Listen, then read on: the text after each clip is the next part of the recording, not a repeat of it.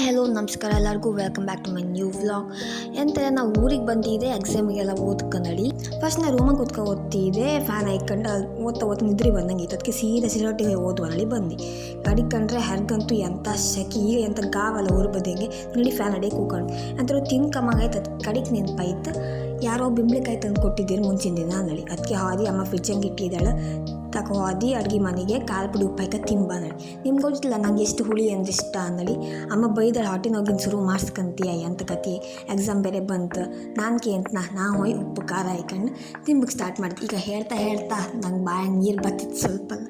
ಅದು ಬಿಂಬ್ಳಿಕಾಯಿನ ತಿಂದೆ ಸುಮಾರು ಸಮಯ ಆಯ್ತು. ನಾ ಸಣ್ಣಳಿದ್ದಲ್ಲಿ ತಿಂದದ್ದು, ಅದ್ರ ಮೇಲೆ ಅದು ತುಂಬ ವರ್ಷ ಬಿಟ್ಟು ತಿಂತಿದ್ದೆ. ಯಪ್ಪ, ನನ್ನ ಎಕ್ಸ್ಪ್ರೆಷನ್ ಕಂಡ್ರೆ ನನಗೆ ನಗಿ ಬತ್ತಿತ್ತು. ವ್ಲಾಗನ್ನ ಲಾಸ್ಟಲ್ಲಿ ಕಂಡಿದ್ದೆ. ಲೈಕ್, ಶೇರ್, ಸಬ್ಸ್ಕ್ರೈಬ್ ಮಾಡಿ. ಇಷ್ಟ ಆಯ್ತು ಅಂದ್ಕಂತೆ ನೆಕ್ಸ್ಟ್ ಈ ಥರದ್ದು ಹೊಸ ವ್ಲಾಗ್ ಹಾಕ್ತಾ ಇರ್ತೆ. Thank you, bye.